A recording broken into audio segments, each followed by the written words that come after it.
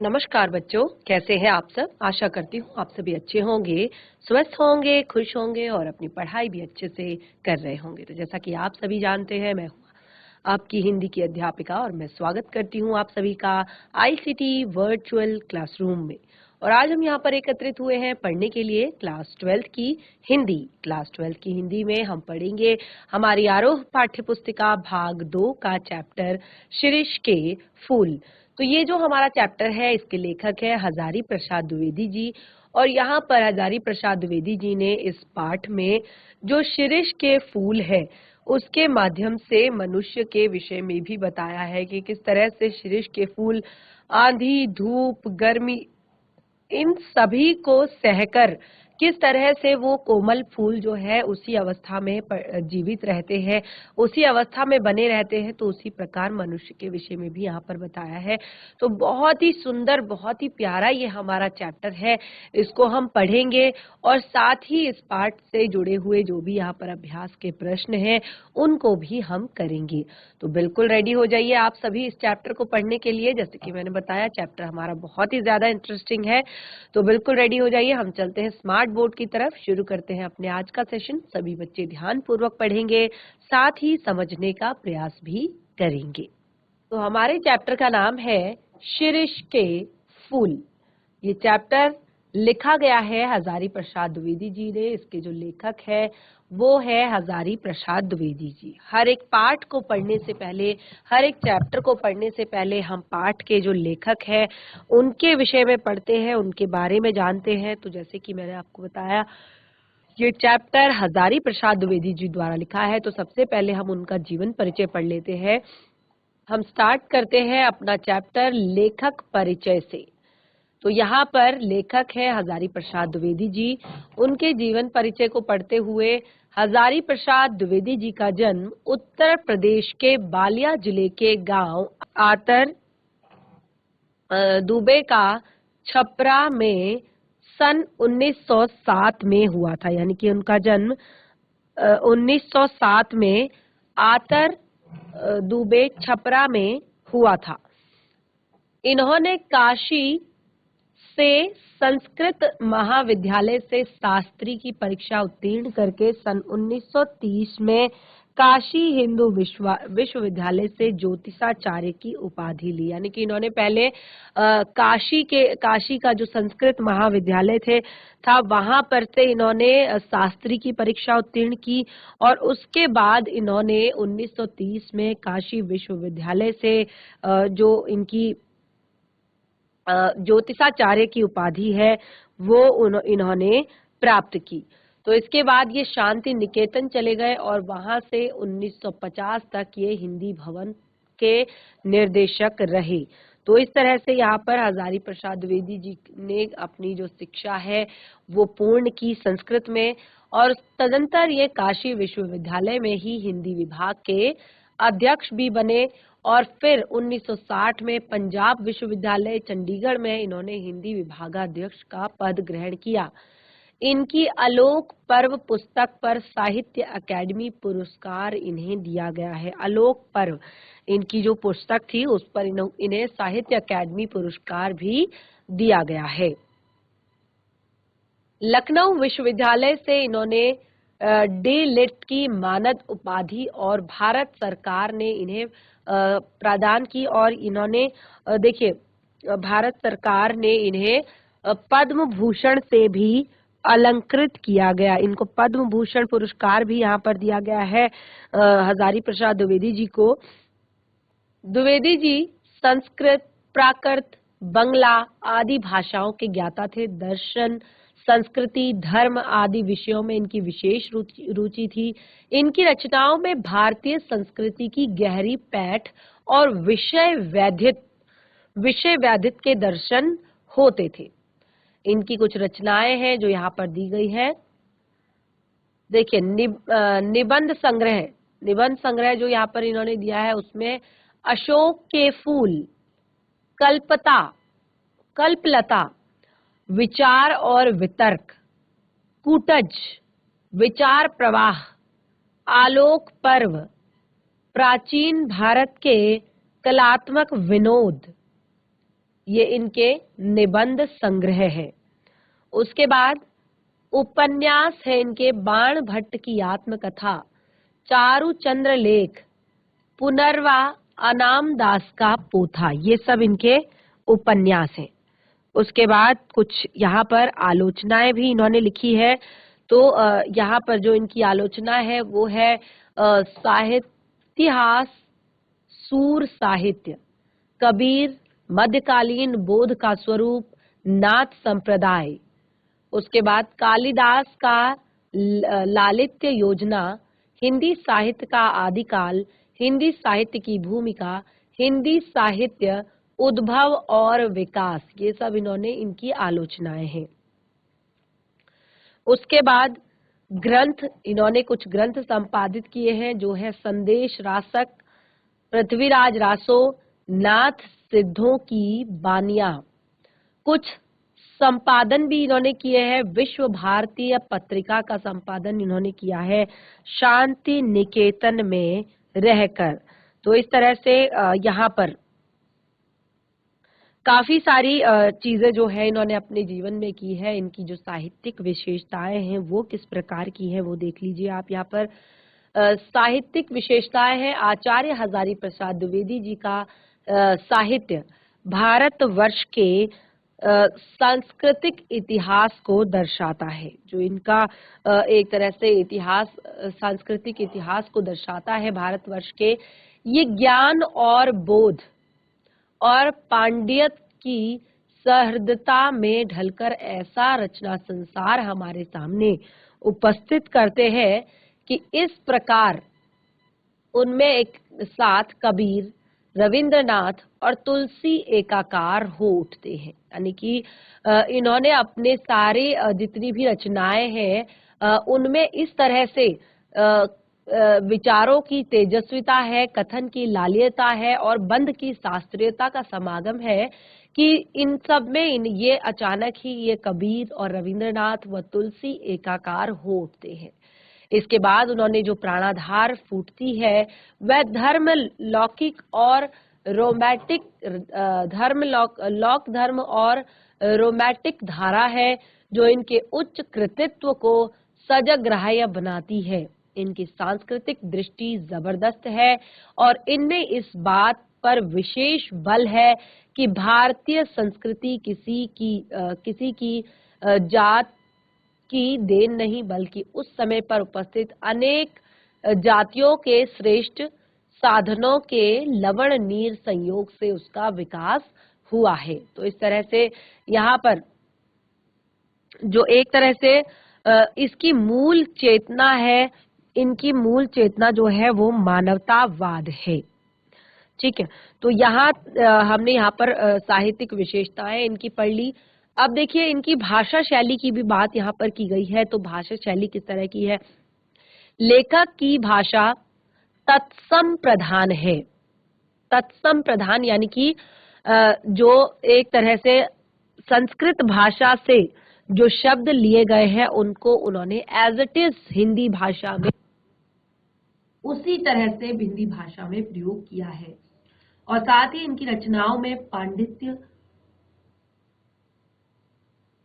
प्रदर्शन की अपेक्षा सहजता और सरलता है। तत्सम शब्दावली के साथ साथ तद्भव भी है, देशज भी है, उर्दू, फारसी आदि की भाषाएं भी प्रयोग की गई है। तो इन्होंने अपने एक तरह से निबंधों में विचारात्मक, भावात्मक और व्यंग्यात्मक शैली को अपनाया है। तो यहाँ पर जो इन्होंने चैप्टर दिया है, जो ये पाठ इन्होंने दिया है शिरीष के फूल, तो जो चैप्टर यहाँ पर दिया गया है, सबसे पहले हम पाठ का प्रतिपाद्य विषय हम यहाँ पर पढ़ लेते हैं। तो ये जो चैप्टर है बच्चों, ये एक निबंध विधा में लिखा गया है। जैसे कि मैंने आपको बताया कि हजारी प्रसाद द्विवेदी जी ने अपनी बहुत सारी रचनाएं निबंध विधा में लिखी है। तो ये जो चैप्टर है ये निबंध विधा में ही लिखा गया है। तो पढ़ लेते हैं प्रतिपाद्य विषय को, उसके बाद इस पाठ के सारांश को हम यहाँ पर पढ़ेंगे। शिरीष के फूल निबंध कल्पता से उद्गत है। यानी कि जो चैप्टर यहाँ पर लिया गया है शिरीष के फूल, ये निबंध कल्पता से लिया गया है। इसमें लेखक ने आंधी, लू, गर्मी की प्रचंडता में भी अवधूत की तरह अविचलित होकर कोमल पुष्पों का सौंदर्य बिखेर रहे शिरीष के माध्यम से मनुष्य की अजेय जिजीविषा और तुमुल कोलाहल कलह के बीच धैर्यपूर्ण लोक के साथ चिंतारत कर्तव्यशील बने रहने की महान मानवीय मूल्यों के रूप में स्थापित किया है। यानी कि इन्होंने यहाँ पर बताया है कि एक तरह से जैसे कि जो शिरीष के फूल, ये आपका चैप्टर है, इसमें लेखक ने बताया है कि जो शिरीष का फूल होता है, जो शिरीष का पेड़ होता है, उसमें जो फूल लगते हैं वो ग्रीष्म ऋतु में लगते हैं। और ग्रीष्म ऋतु में क्या होती है, आंधी भी चलती है, भयंकर लू चलती है, गर्मी बहुत प्रचंड रूप से होती है। ऐसे में वो अविचल होकर यानी कि विचलित नहीं होता है और अपने कोमल पुष्पों का सौंदर्य बिखेर रहा होता है। और उसी को यहाँ पर बताया है कि जो शिरीष के फूलों के माध्यम से मनुष्य की अजेयता, मनुष्य के अंदर किसी भी परिस्थिति को से लड़ने की जो शक्ति होती है, किसी भी परिस्थिति से, देखिए वो थोड़ा सा एक तरह से मनुष्य जो है वो परेशान हो जाता है, मनुष्य दुखी हो जाता है, लेकिन अगर कठिन परिस्थितियां आती है तो उस समय पर वह कैसे अपनी सारी परेशानियों को कैसे धैर्य पूर्वक और लोक के साथ चिंतारत होकर, यानी कि एक तरह से धैर्यशील बना रहता है, अपनी लोक चिंता को साथ में रखता है और साथ ही कर्तव्यशील बना रहता है। ऐसे बहुत सारे मानवीय मूल्यों को यहाँ पर स्थापित किया गया है।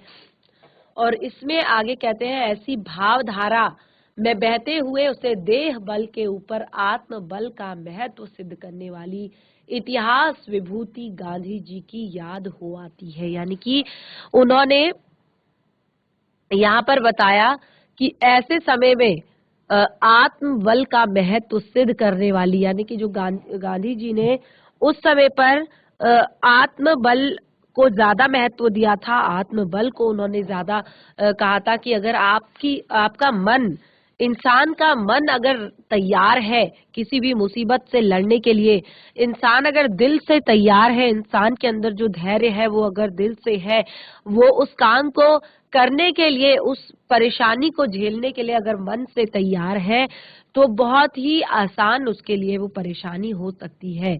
तो गांधीवादी मूल्यों के अभाव की पीड़ा से भी कसमसा उठता है। और अब यहाँ पर लेखक जो है अब कहते हैं कि गांधीवादी जो मूल्य है उनका अभाव इस समय अब हमारे लोगों में देखने को मिलता है और इसी कारण उन्हें बहुत ज्यादा परेशानी उठानी पड़ती है। यानी कि अब धीरे धीरे लोगों के अंदर धैर्य, सहनशीलता वो धीरे धीरे क्या हो रही है, समाप्त हो रही है। तो देखिए यहाँ जो निबंध लिखा हुआ है शिरीष के फूल, इसकी शुरुआत में लेखक शिरीष पुष्प की कोमलता और सुंदरता का जाल बुनता है। शुरुआत में तो लेखक क्या करते हैं, जो शिरीष पुष्प होता है उसकी कोमलता और उसकी सुंदरता का जाल बुनते हैं और फिर उसे भेद कर उसके इतिहास में और फिर उसके जरिए मध्यकाल के सांस्कृतिक इतिहास में बैठता है। यानी कि फिर उन सबको भेद कर इतिहास में और उसके जरिए जो मध्यकाल का इतिहास होता है उसमें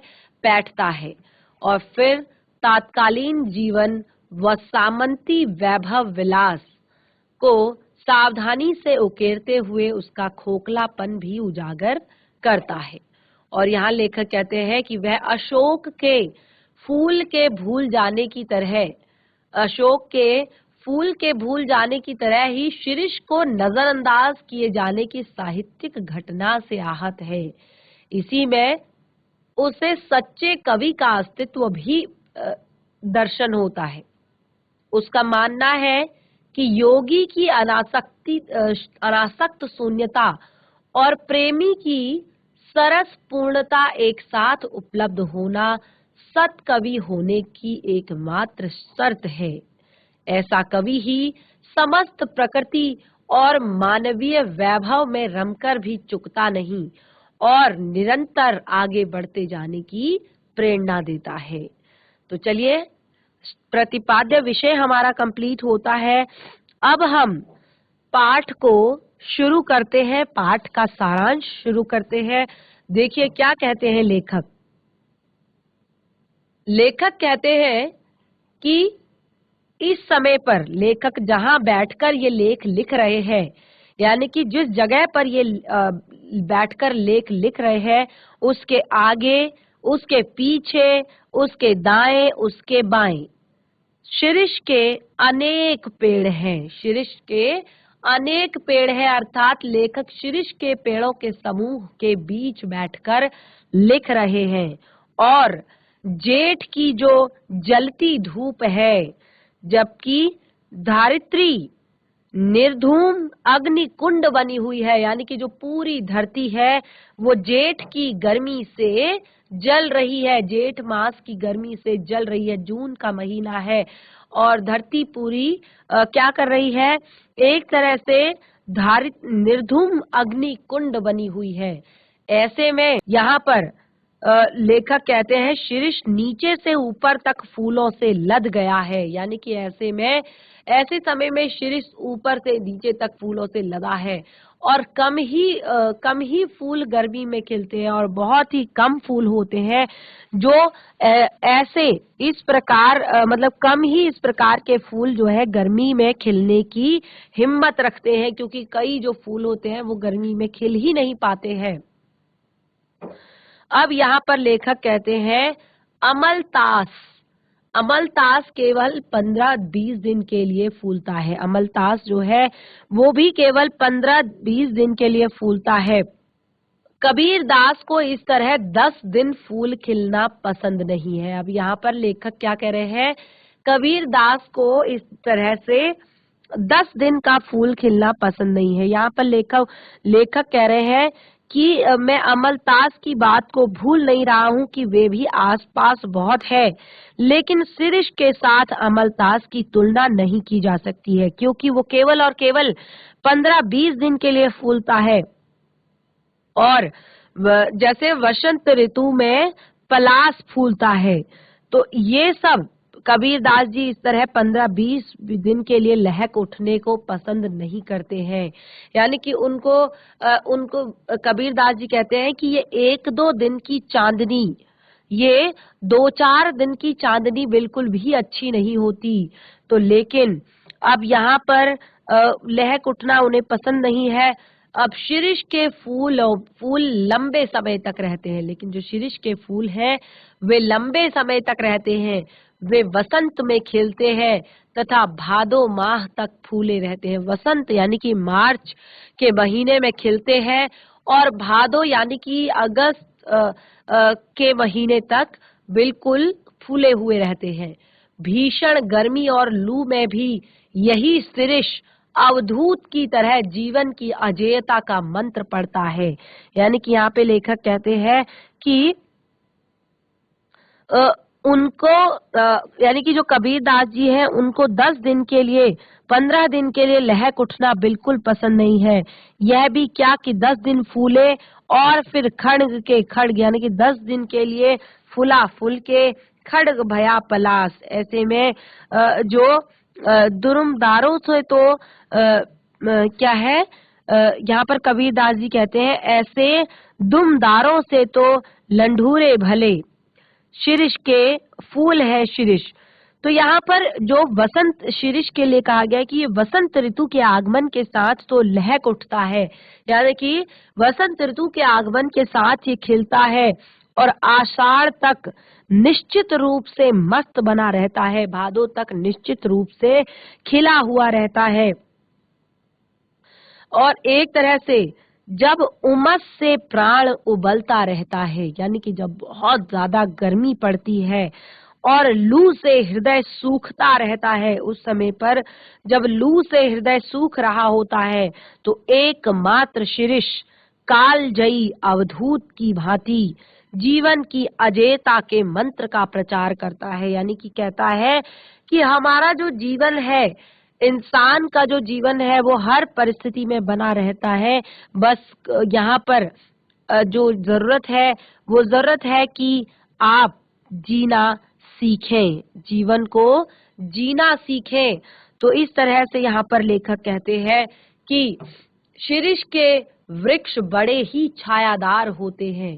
पुराने रईस मंगलजनक वृक्षों को भी शीरीष पुराने रईस मंगलजनक वृक्षों में शीरीष को भी लगाया करते थे। जो पुराने पुराने रईस लोग होते थे, अमीर लोग होते थे, वो मंगलजनक, जैसे होता है ना घर में अच्छे शुभ पेड़ जो लगाए जाते हैं, बरगद के लगाए जाते हैं, पीपल के लगाए जाते हैं, आम के लगाए जाते हैं और बहुत सारे ऐसे छायादार वृक्ष लगाए जाते हैं।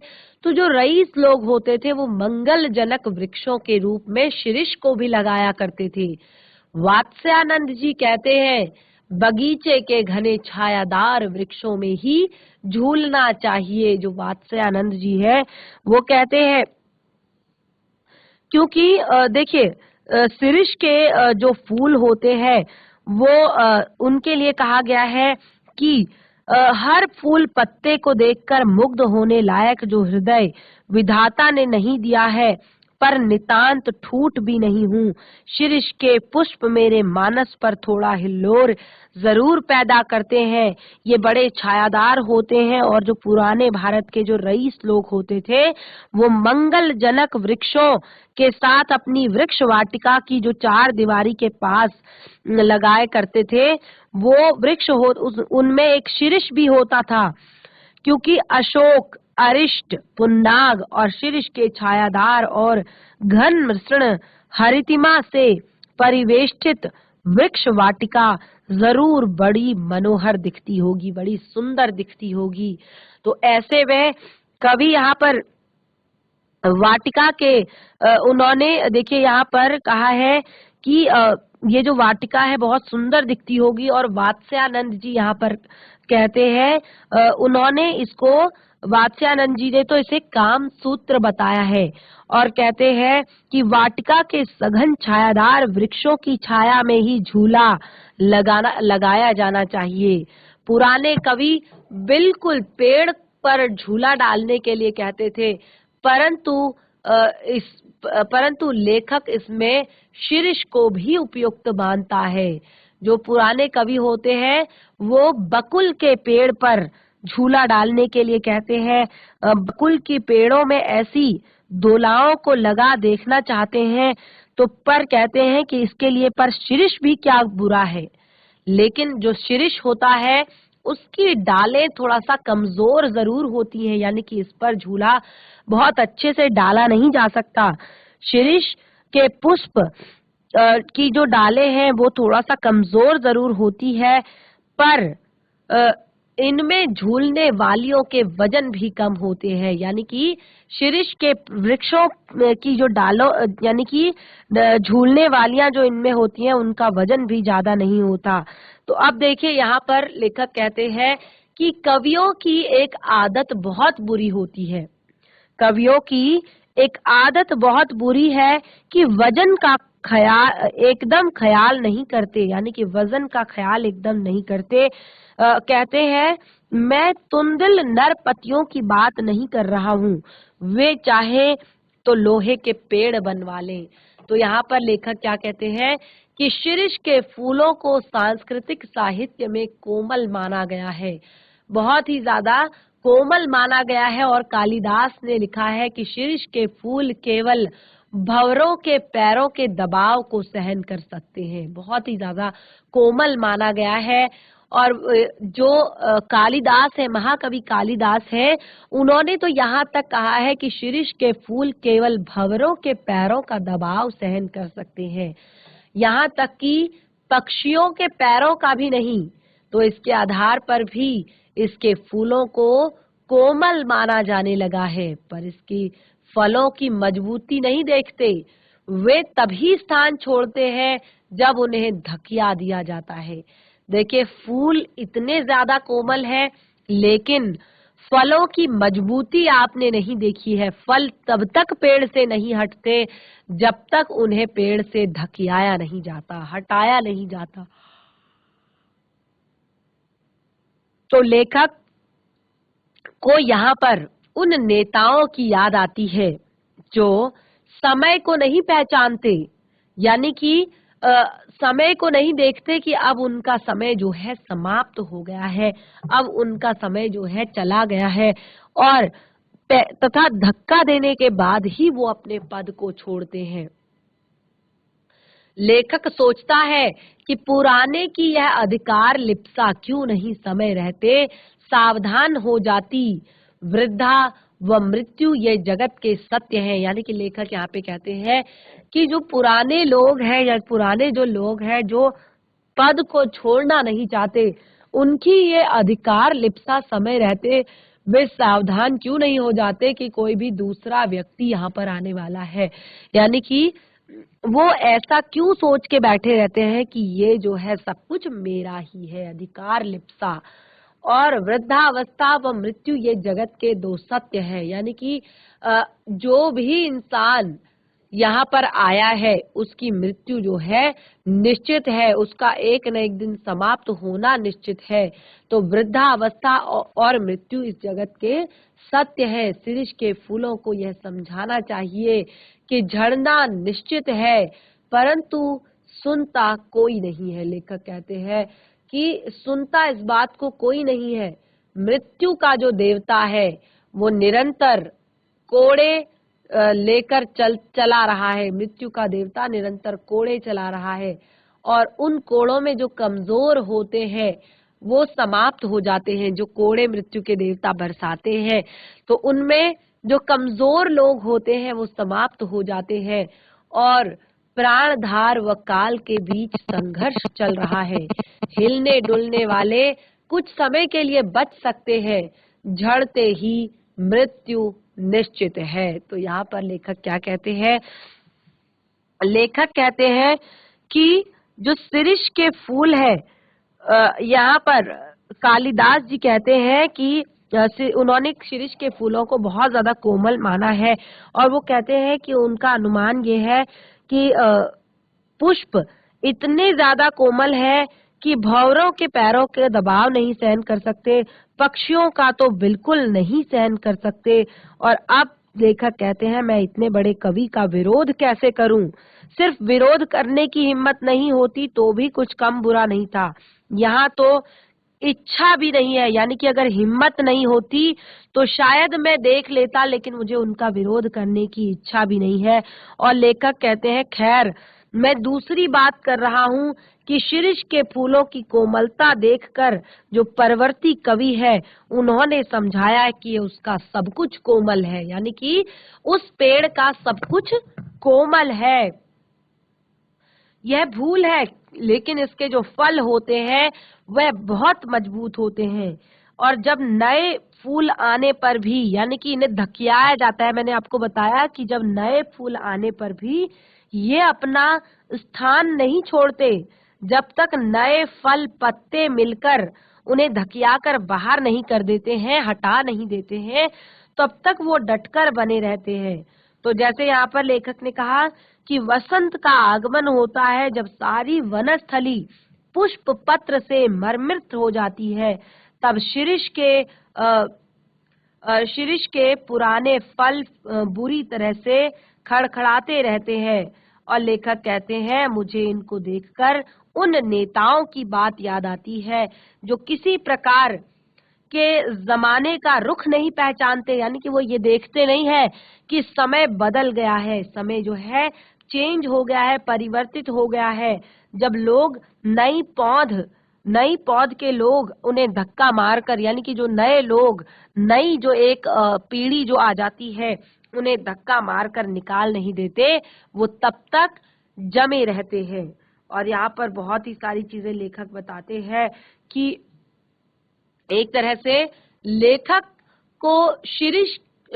शिरीष को अवधूत की तरह लगता है, यानी कि लेखक को जो शिरीष का पुष्प है वो अवधूत की तरह लगता है और हर स्थिति में ठीक रहता है। लेखक कहते हैं कि ये हर स्थिति में ठीक रहता है और भयंकर गर्मी भी यह अपने लिए भयंकर गर्मी में भी ये अपने लिए जीवन रस ढूंढ लेता है। जीवन रस यानी कि ऐसी स्थिति में जब लू चल रही है, भयानक गर्मी पड़ रही है, ऐसे में ये जो शीरिष के फूल है, ये बहुत ही ज्यादा कठिन परिस्थितियों में भी ये बने रहते हैं। भयंकर गर्मी में ये अपने जीवन का रस ढूंढते हैं।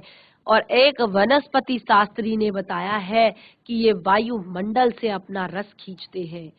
तो भी भयंकर लू में ऐसे सुकुमार केसर उगा सका, अवधूतों के मुंह से भी संसार की सबसे सरस रचनाएं निकलती हैं। कबीर व कालिदास उसी श्रेणी के हैं जो कवि अनासक्त नहीं रह सका, जो फक्कड़ नहीं बन सका, जिससे लेखा जोखा मिलता है। देखिए क्या यहाँ पर कहते हैं लेखक कहते हैं कि मुझे मालूम होता है कि शीर्ष एक प्रकार का अद्भुत अवधूत है। दुख हो या सुख, यानी कि जीवन में किसी भी तरह की परिस्थिति आए, देखिए किस तरह से लेखक यहाँ पर एक शीर्ष के पुष्प की तरह मनुष्य के जीवन को के विषय में बता रहे हैं। कहते हैं कि दुख हो या सुख, वह हार नहीं मानता, न ऊधो का लेना न माधो को देना, यानी कि उसको किसी से कोई लेना देना नहीं है। जब धरती आसमान जलते रहते हैं, यानी कि जब बहुत ज्यादा गर्मी पड़ती रहती है, तब भी यह हजरत न जाने अपना रस खींच लेता है। यानी कि ये अपने लिए न जाने कहां से रस खींचता है। मौज में आठों याम मस्त रहते हैं, यानी कि ये हर समय बिल्कुल इसी तरह से बना रहता है, इसी तरह से ये यहाँ पर खड़ा रहता है। और कहते हैं कि एक वनस्पति शास्त्री ने मुझे बताया है, यानी कि एक जो प्लांट्स का जो एक तरह से जो पेड़ पौधों के विशेषज्ञ होते हैं, उन्हें वनस्पति शास्त्री कहा जाता है। तो लेखक कहते हैं कि वनस्पति शास्त्री ने मुझे बताया कि यह उस श्रेणी का पेड़ है जो वायुमंडल से अपना रस खींचते हैं, यानी कि वायुमंडल से अपना रस खींचते हैं। तो यहाँ पर लेखक कहते हैं कि ये जरूर खींचता होगा, क्योंकि अगर ये खींचता नहीं है तो ये भयंकर लू के समय, यानी कि जब इतनी गर्मी होती है, तो इस समय पर ये कैसे इतने ज्यादा सुकुमार केसर, यानी कि इतने ज्यादा सुंदर फूल ये कैसे उगा सकता है, कैसे ये इतने सुंदर फूलों को ले आता है। तो देखिए यहाँ पर कहते हैं कि जो कभी अनासक्त नहीं रह सका, जो फक्कड़ नहीं बन सका, जिससे लेखा जोखा मिलता है, वह जिससे लेखा जोखा मिलता है वह कभी नहीं है। यानी कि अब यहाँ पर क्या कहते हैं लेखक कहते हैं कि जो अवधूतों के मुंह से संसार की बहुत सरस रचनाएं निकली है, यानी कि जो सारे अवधूत हैं हमारे कवियों में, हमारे लेखकों में, जितने भी अवधूत हैं, उनके मुंह से संसार के लिए बहुत सारी रचनाएं निकली हैं। उनकी श्रेणी में कबीर और कालिदास भी हैं।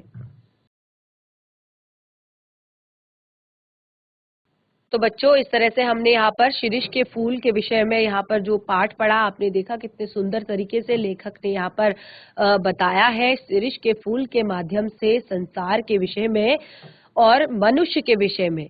तो चैप्टर अभी हमारा कंप्लीट नहीं हुआ है, काफी कुछ बातें अभी हमने इसमें पढ़नी है। तो पाठ को एक बार आप घर पर अपनी पाठ्य पुस्तिका से जरूर पढ़ लें। काफी कुछ चीजें आपको इस पाठ में सीखने को मिलने वाली है। और साथ ही नेक्स्ट सेशन में हम इस पाठ से का शेष भाग और साथ ही पाठ से आए हुए कठिन शब्द और पाठ के प्रश्नों उत्तर को हम अपनी कॉपी में करने वाले हैं। तो इस तरह से हमारा आज का सेशन यहीं पे समाप्त होता है। तब तक के लिए धन्यवाद। आपका दिन शुभ हो।